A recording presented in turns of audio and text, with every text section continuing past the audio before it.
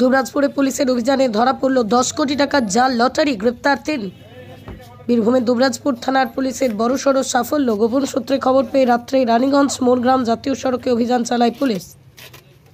আটক হয় 2টি গাড়ি। গাড়ির ডিকি খুলতেই উদ্ধার হয় 11 বস্তা জাল লটারির টিকিট। বাজার মূল্য প্রায় 10 কোটি টাকা। রাজ্য সরকারের কর ফাঁকি দিয়ে চলছিল জাল লটারি কারবার।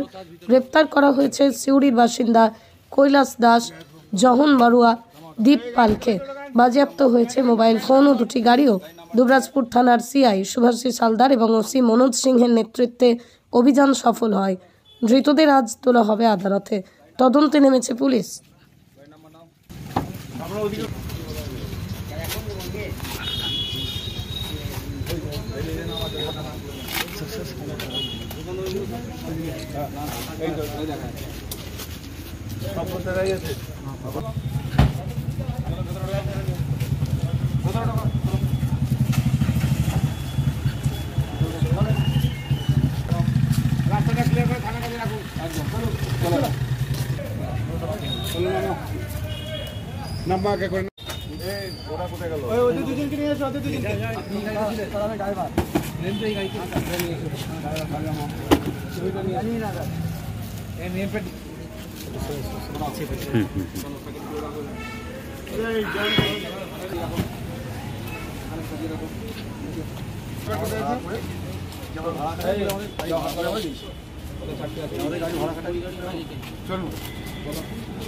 আচ্ছা, এই একটা গাড়ি আছে আর একটা সুইফট ডিজায়ার আছে।